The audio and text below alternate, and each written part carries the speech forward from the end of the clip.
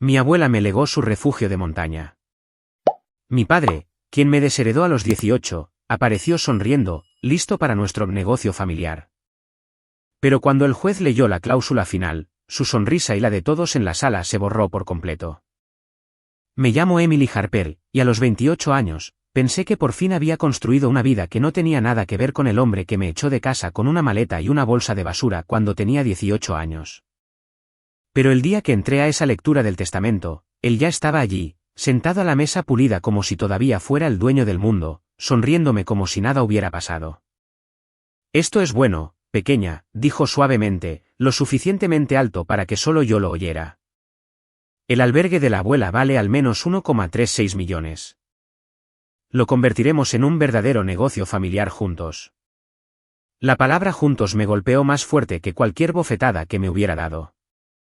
No había pagado ni un centavo para mi alquiler o comida en 10 años. No había llamado cuando yo dormía en el sofá de una amiga, trabajando turnos dobles para seguir en la universidad. La única razón por la que yo estaba en esa habitación era por una persona, mi abuela. Margaret fue quien me enseñó a fregar suelos, no como castigo, sino con orgullo. Quien metía dinero en efectivo en un sobre y lo llamaba dinero de emergencia para galletas, cuando sabía que mi cuenta bancaria estaba a cero. Quien me miró a los ojos y dijo, si él te tira, yo te recojo. Semanas después de su funeral, llegó una carta oficial citándome a la lectura de su testamento. Sabía que poseía un albergue de montaña. Nuestro albergue se alzaba en Pinery como un secreto obstinado, pero nunca imaginé que valiera más de $1 millón. Tampoco imaginé que el hombre que me desheredó aparecería actuando como un padre amoroso, planeando ya cómo repartirse su legado. Mientras el juez se aclaraba la garganta y pasaba a la página final del testamento, sentí una fría certeza instalarse en mi pecho. Lo que fuera que mi abuela hubiera escrito en esas líneas, no iba a ser el negocio familiar que mi padre pensaba. Y cuando esas palabras se leyeran en voz alta, me salvarían o me destruirían frente a las personas que ya habían elegido verme caer. Antes de contarte exactamente lo que él dijo y lo que hice en el momento en que salí de esa habitación, dime, ¿qué hora es para ti ahora mismo? ¿Y desde dónde escuchas? Quiero saber hasta dónde viajará el último deseo de mi abuela. La sala de conferencias parecía demasiado pequeña para la cantidad de historia apiñada en ella. El juez se sentó a la cabecera de la mesa, con los papeles cuidadosamente apilados frente a él, los bolígrafos alineados con una precisión casi obsesiva. A un lado de la mesa se sentaba mi padre, Robert Harper, aunque yo aún no pensaba en él por su nombre de pila. No en voz alta. Mi hermana y mi madre estaban con él. Al otro lado, yo y el abogado en el que mi abuela había confiado durante años, el señor Davis. Se ajustó las gafas, miró por encima de la primera página y me dio un breve asentimiento como diciendo, esto dolerá, pero es necesario. Estamos aquí para formalizar la última voluntad y testamento de Margaret Harper, anunció el juez. Todas las partes presentes, respondió mi padre antes que nadie. Sí, su señoría, dijo con suavidad. Estamos ansiosos por honrar el legado de mi madre como una familia unida. Casi me río. Familia unida. La última vez que lo vi antes del funeral de la abuela, me había estado gritando para que saliera de su casa, acusándome de ser una desagradecida porque no quería dejar la universidad para trabajar a tiempo completo para él. Mi madre, Susan, estaba sentada rígida, con las manos cruzadas tan fuerte que sus nudillos estaban blancos. No me miraba. Miraba fijamente un punto en la pared, como si el contacto visual pudiera romper algo frágil dentro de ella. Mi hermana Jessica, perfectamente vestida como siempre, se reclinaba en su silla como si esto fuera solo otra reunión de negocios. Sus ojos se deslizaron sobre mí con una mezcla de curiosidad y desprecio, como si estuviera evaluando a una competidora en lugar de a su hermana menor. El juez asintió al señor Davis. Puede proceder. El señor Davis se aclaró la garganta. Margaret Harper, estando en pleno uso de sus facultades mentales y físicas en el momento de la firma, declara por la presente que este es su testamento final. ¿Pleno uso de facultades? Esas palabras ya estaban cargadas. Capté el pequeño parpadeo en la mandíbula de mi padre. El tic más pequeño, como si acabara de tragar algo amargo. Se inclinó hacia Jessica y susurró, nos aseguraremos de que esa frase no se mantenga. Mi estómago dio un vuelco. Venían preparados con el guión. Interpretar a la familia doliente. Elogiar la memoria de la abuela. Luego argumentar en voz baja que estaba confundida, manipulada, demasiado vieja para entender lo que hacía. No estaban aquí para llorar su muerte. Estaban aquí para ganar. Mientras el señor Davis leía legados menores, pequeñas sumas a caridades, objetos sentimentales a primos lejanos, podía sentir la impaciencia de mi padre aumentando como el calor. Sus dedos tamborileaban un ritmo silencioso en la mesa. Jessica revisaba su teléfono bajo la mesa, su pantalla iluminándose y luego atenuándose como un latido. Mi madre se estremecía cada vez que alguno de ellos se movía, pero no decía nada. Yo escuchaba, mantenía mi cara inexpresiva y repetía un pensamiento en mi cabeza como un escudo: la abuela los conocía. La abuela me conocía a mí. No firmó nada por accidente. Aún así, una pregunta pulsaba bajo mi piel. ¿Por qué el hombre que me desheredó había entrado tan relajado, tan seguro, como si todo lo que tuviera que hacer fuera aparecer y sonreír? Si estuvieras sentado donde yo estaba, frente a las personas que te rompieron, ¿creerías una sola palabra sobre la familia saliendo de sus bocas? La voz del señor Davis cambió al acercarse a la sección que importaba. Incluso el juez pareció enderezarse en su silla, sintiendo que finalmente nos acercábamos al corazón del conflicto. Ahora, dijo el señor Davis, llegamos a la disposición del activo principal, el albergue de montaña, ubicado en Pinery, tasado actualmente en aproximadamente $1.360.000. El número quedó suspendido en el aire como un candelabro a punto de caer. La postura de Jessica se tensó de golpe. El tamborileo de mi padre se detuvo. Los ojos de mi madre finalmente se movieron de la pared hacia mí. Con respecto al albergue, continuó el señor Davis, la señora Margaret Harper escribe: este albergue es el trabajo de mi vida, mi refugio y mi disculpa a mi nieta. Mi garganta se cerró. ¿Disculpa? Ella nunca tuvo que disculparse conmigo por nada, pero sabía que alguien más debería haberlo hecho. Legó el control operativo total y el interés beneficioso del albergue, leyó el señor Davis, a mi nieta Emily Harper bajo las siguientes condiciones. Mi padre exhaló un alivio invisible, sonriendo ampliamente, y se puso la mano teatralmente sobre el corazón. Eso es maravilloso, dijo, volviéndose ya hacia mí. ¿Ves? Ella quiere que lo tengas. Te ayudaremos a llevarlo, cariño. Aún no he terminado, intervino bruscamente el señor Davis.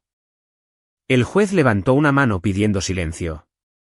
La sonrisa de mi padre se congeló. Condición 1. Prosiguió el señor Davis, por un periodo mínimo de 5 años desde la fecha de ejecución de este testamento, el albergue no será vendido, arrendado, hipotecado ni transferido de ninguna otra manera sin el consentimiento explícito por escrito de Emily Harper. Un músculo saltó en la mejilla de mi padre. Los labios de Jessica se separaron con incredulidad. Condición 2. Ningún miembro de la familia, incluyendo pero no limitado a mi hijo Robert Harper, mi nuera Susan Harper o mi nieta Jessica Harper, ejercerá autoridad administrativa. Tendrá interés de control o emitirá decisiones vinculantes sobre las operaciones del albergue sin la aprobación expresa por escrito de Emily Harper. El silencio colapsó sobre la sala. Mi padre lo rompió con una risa amarga. Está bromeando, murmuró. Debe estar bromeando. El señor Davis levantó la vista, con expresión neutral. Condición 3, dijo con voz uniforme. Si algún miembro de la familia intenta impugnar este testamento, desafiar la autoridad de Emily Harper o socavar la independencia operativa aquí concedida, el albergue será transferido inmediatamente en su totalidad a la organización benéfica Refugio Esperanza. Y ningún miembro de la familia Harper recibirá propiedad, ganancias o derechos relacionados con el inmueble. Jessica jadeó, llevándose una mano a la boca. Mi madre cerró los ojos como preparándose para el impacto. Mi padre se quedó muy quieto. Sus ojos se oscurecieron, y por primera vez, la máscara de confianza se deslizó. Eso es una locura, espetó. Mi madre amaba a esta familia. No amenazaría con regalar todo a extraños solo por un lenguaje infantil. El señor Davis deslizó tranquilamente un documento hacia adelante. Esta cláusula fue redactada por la propia señora Harper en mi presencia y revisada múltiples veces. Ella estaba completamente lúcida cada una de las veces. Robe. Miré la página. La firma de mi abuela estaba allí, curva y firme, bajo un párrafo que se leía como una granada apuntada directamente a la codicia de mi padre. Si presionaba demasiado, si intentaba agarrar lo que quería, no solo perdería él. Todos perderíamos. Y ella había confiado en mí para mantener esa línea. La ira estalló en la voz de mi padre. ¿O fue manipulada?, gruñó. La gente se confunde cuando es vieja. Decía tonterías al final. Yo mismo lo escuché. La visitaste 2 veces en 3 años, dije en voz baja. Todos los ojos se volvieron hacia mí. Escuchaste lo que te convenía escuchar. Por un momento, nuestras miradas se cruzaron y la historia entre nosotros presionó sobre la mesa como otra pila de documentos legales. La noche que me dijo que podía obedecerle o irme, la forma en que nuestro pasillo había resonado cuando la puerta principal se cerró de golpe tras de mí. El silencio que siguió durante 10 años enteros. Me di cuenta entonces de que la cláusula de la abuela no era solo venganza. Era una prueba. ¿Protegería lo que me dio, incluso si significaba quemar lo que quedaba de mi familia? Y si estuvieras en mi lugar, sosteniendo un legado que podría desvanecerse a la primera señal de debilidad, ¿arriesgarías perderlo todo para detener a las personas que ya te desecharon una vez? La lectura formal terminó, pero la verdadera batalla comenzó en el momento en que salimos al pasillo. Las luces fluorescentes zumbaban sobre nuestras cabezas, proyectando un brillo estéril que hacía cada expresión demasiado nítida, cada mentira demasiado obvia. Jessica se adelantó furiosa, sus tacones resonando como disparos. Mi madre se quedó detrás del grupo, aferrando su bolso como si pudiera desaparecer dentro de él. Mi padre me bloqueó el paso, plantándose en medio del pasillo con la facilidad practicada de un hombre que había estado intimidando a la gente toda su vida. Tenemos que hablar, dijo. Su voz era baja, pero no lo suficiente para que Jessica y Susan no pudieran oír. Hablemos de la realidad. Crucé los brazos. La realidad es un testamento firmado y un juez que acaba de escucharlo.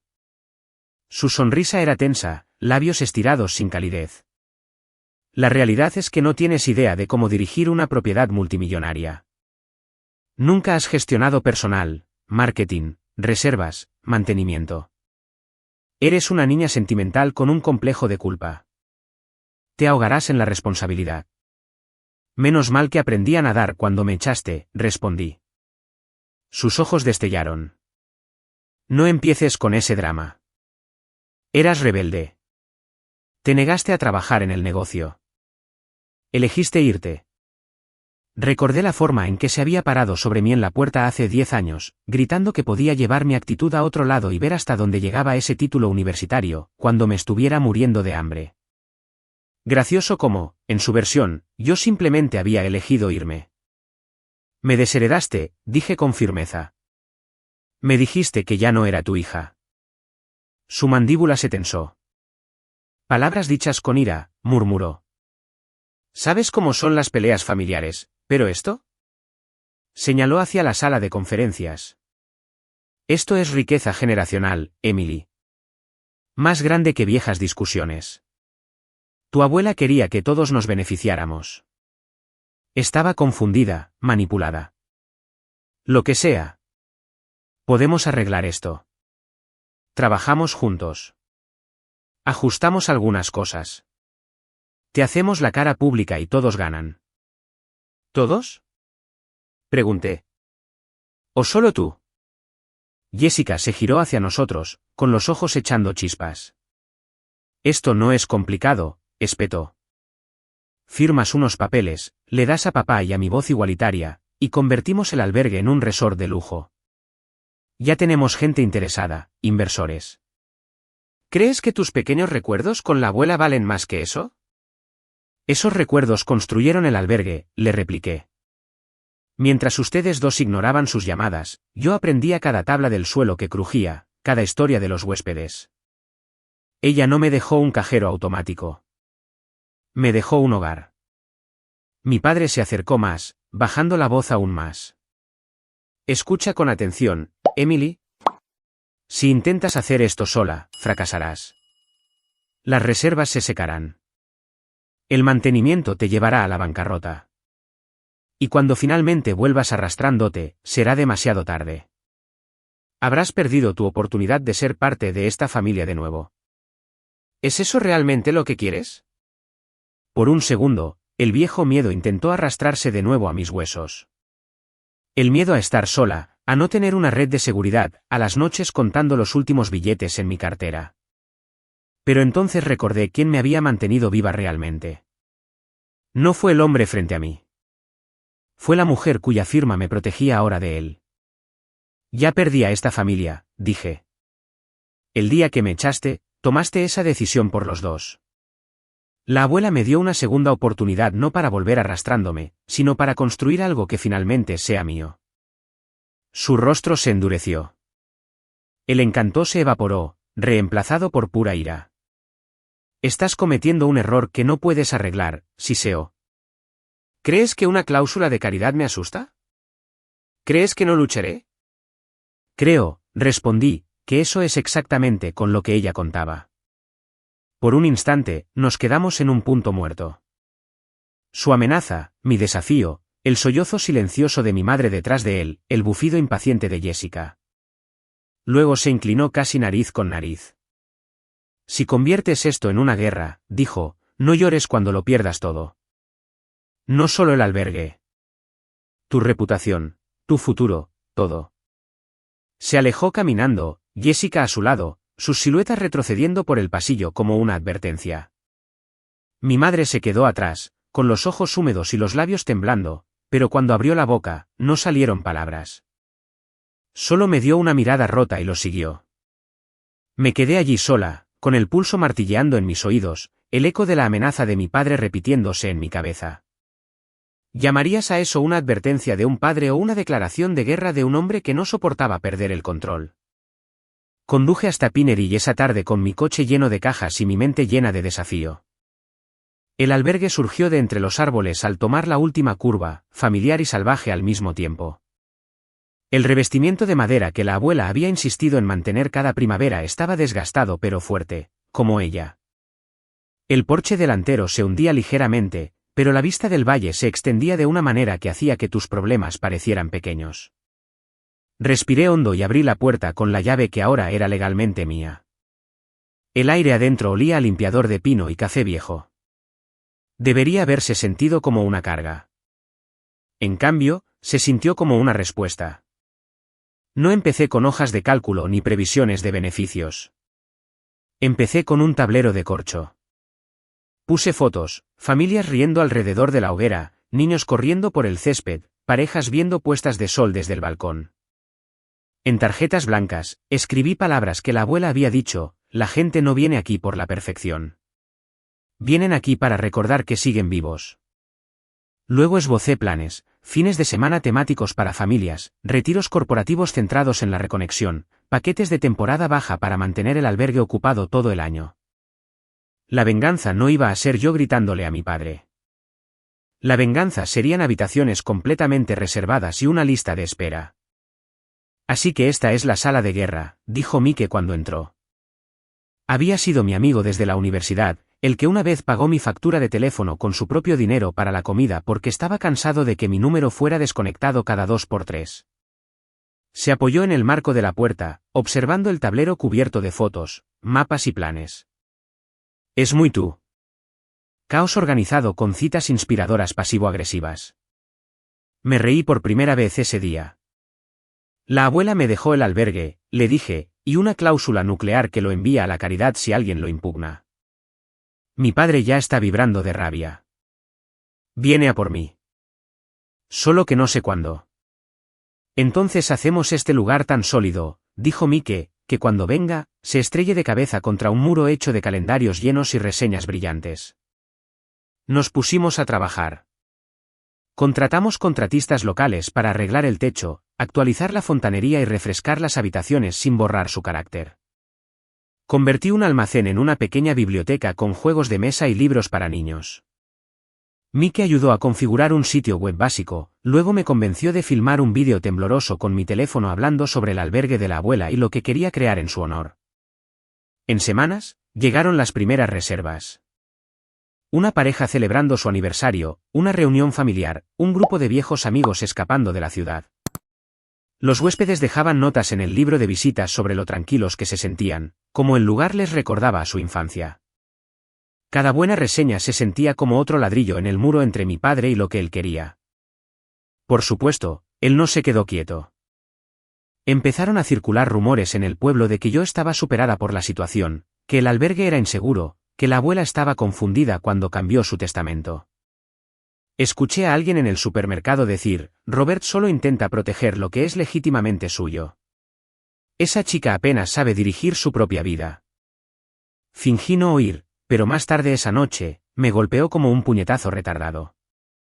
Sentada en el porche con Mike, viendo desaparecer las luces traseras del último coche de huéspedes por la carretera de montaña, confesé.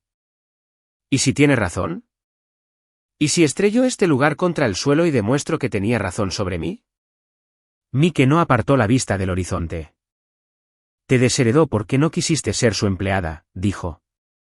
Ahora está furioso porque tampoco eres su subordinada en esto. El fracaso le daría la razón. El éxito lo volverá loco.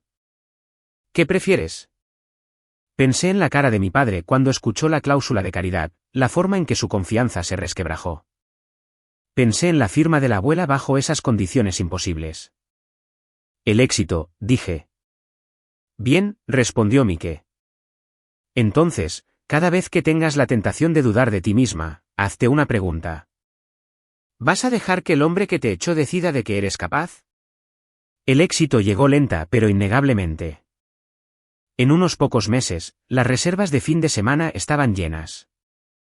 Fotos del albergue comenzaron a aparecer en redes sociales, etiquetadas con frases como joya escondida y se siente como visitar a tu abuelo favorito, pero con mejor wifi.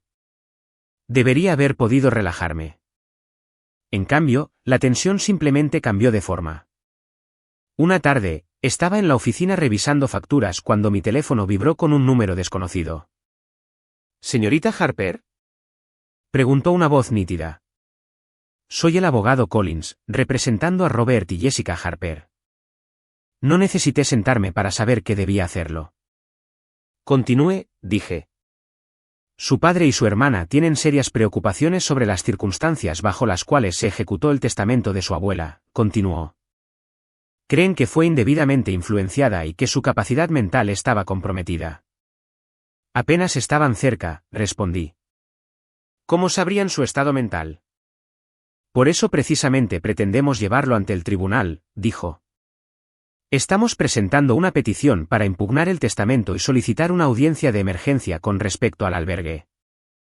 Cuando colgué, mis manos temblaban. No por sorpresa, sino por confirmación. La guerra había comenzado oficialmente. Llamé a Mike y llegó al albergue en una hora, con el portátil bajo el brazo y expresión sombría. Sabíamos que esto vendría, dijo. No sabíamos cuándo, ahora lo sabemos. Así que, construimos nuestro caso. Nuestros días se dividieron en dos líneas temporales.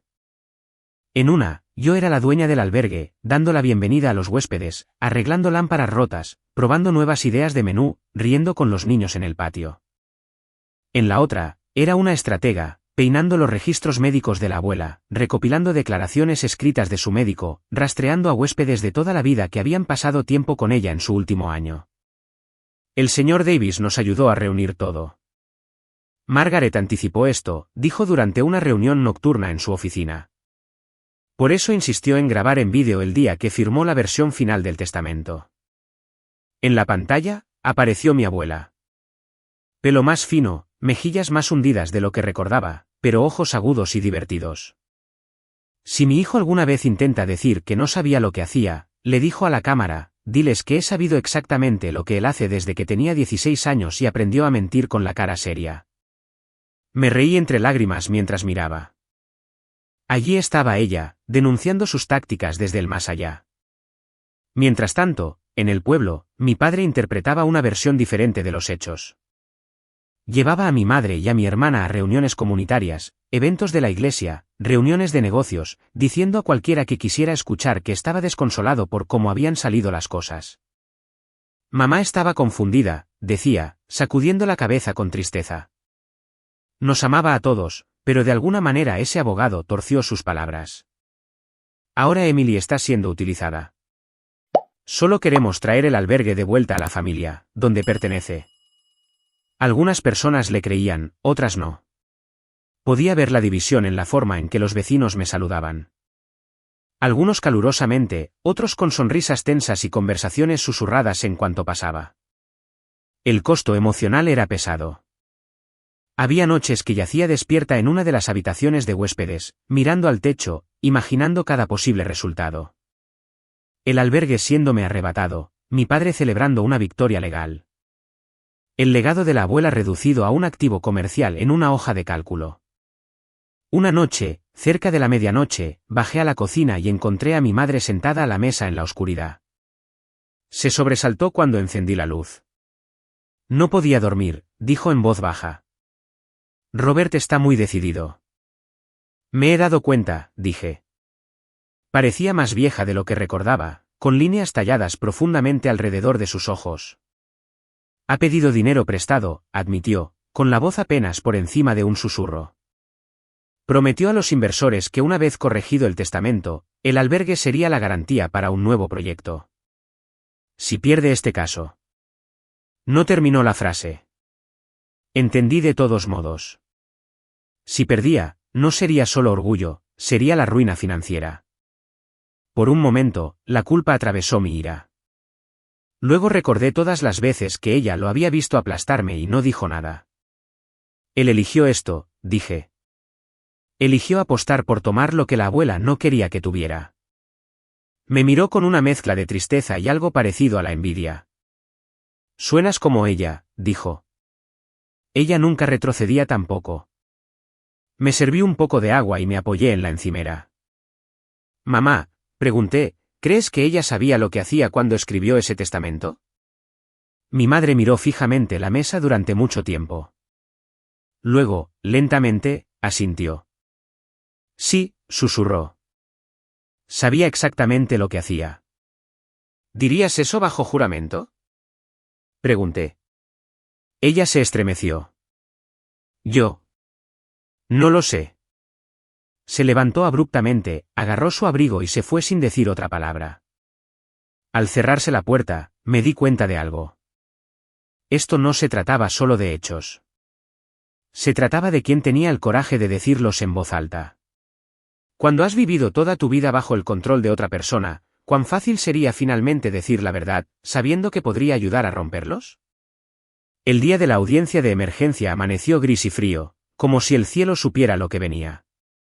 Me puse lo más sencillo que tenía, un vestido negro, una americana y el viejo collar de plata que la abuela me había dado cuando cumplí 16 años.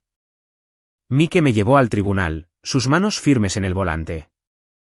Recuerda, dijo, esto no se trata de probar que eres perfecta. Se trata de probar que eres en quien ella confiaba y que tenía todo el derecho a hacerlo. Dentro de la sala del tribunal, todo se sentía demasiado brillante, demasiado expuesto. Mi padre estaba sentado en la mesa de los demandantes con un traje caro, luciendo como un hombre que había entrado en una negociación que esperaba ganar. Jessica estaba sentada a su lado, desplazándose por su teléfono mientras su abogado arreglaba carpetas en una pila ordenada. Mi madre se sentaba detrás de ellos, con los ojos fijos en el suelo. De nuestro lado, éramos solo yo, el señor Davis y Mike en la primera fila detrás de nosotros. El juez, el mismo de la lectura, llamó a sesión. Estamos aquí para considerar la petición presentada por Robert y Jessica Harper para impugnar el testamento de Margaret Harper, específicamente con respecto a la disposición del albergue de montaña de Pinery. El abogado de mi padre comenzó con un discurso suave y ensayado. Pintó a la abuela como una anciana confundida, profundamente apegada a su nieta, pero ya no completamente capaz de tomar decisiones financieras complejas. Me describió como emocionalmente vulnerable y fácilmente influenciable, insinuando que el señor Davis y yo la habíamos guiado para apartar al resto de la familia. Apreté la mandíbula, pero me mantuve en silencio.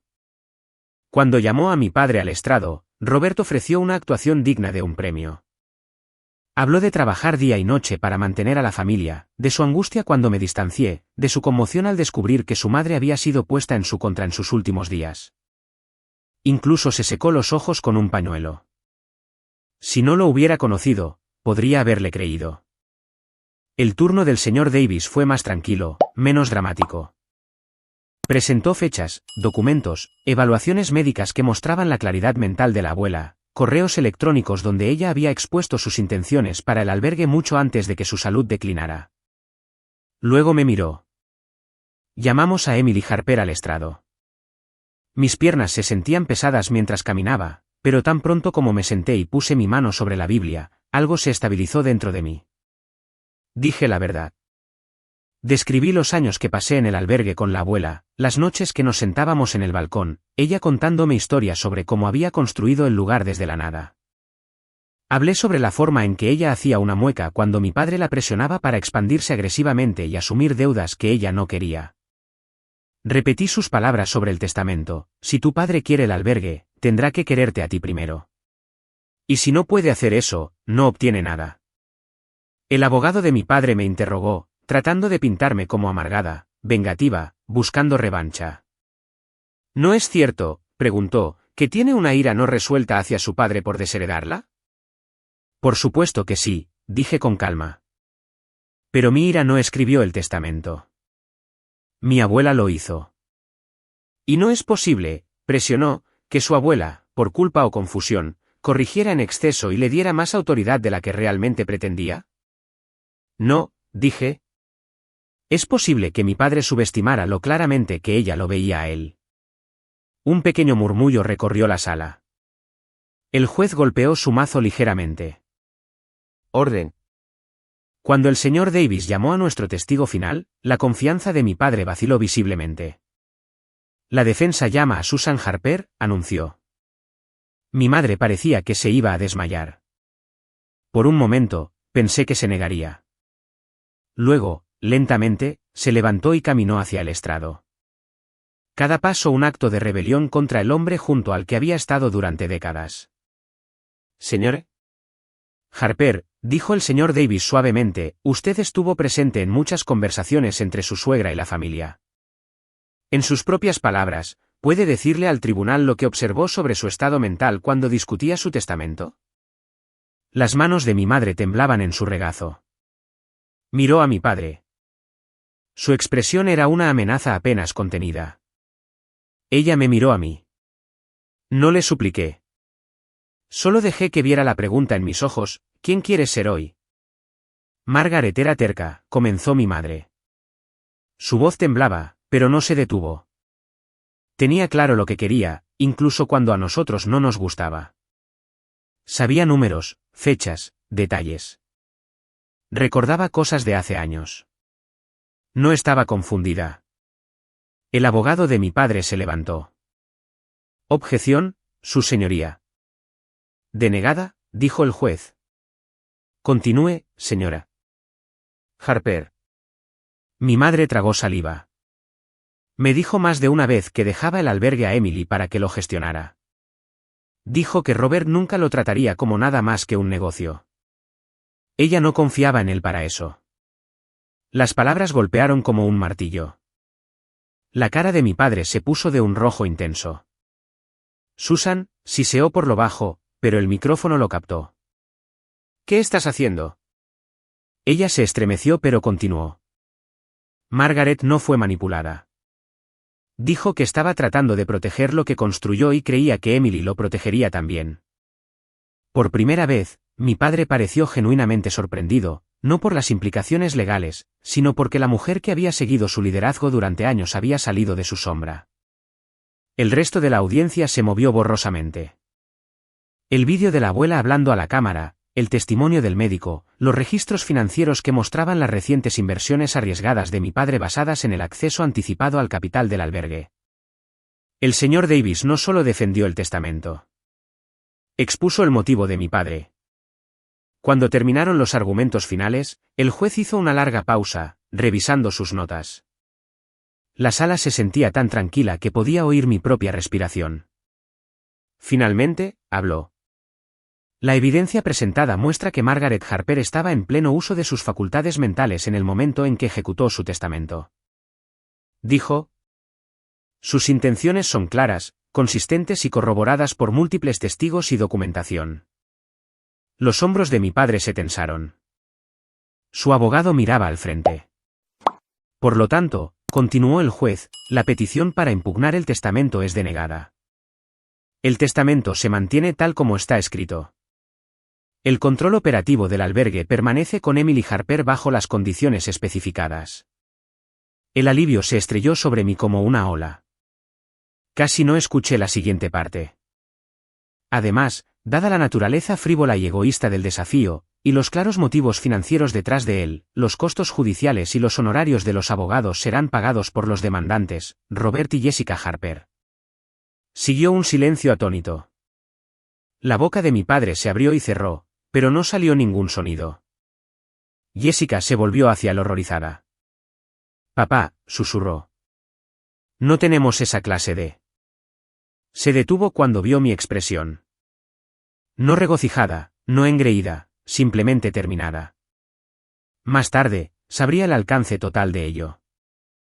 Los inversores a los que había prometido acceso al albergue, los préstamos que había tomado esperando refinanciar usando la propiedad como garantía. La decisión del tribunal no solo le costó honorarios legales.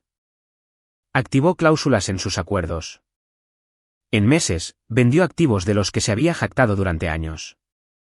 Coches, un condominio de vacaciones, partes del mismo negocio del que una vez afirmó que yo era una desagradecida por no unirme.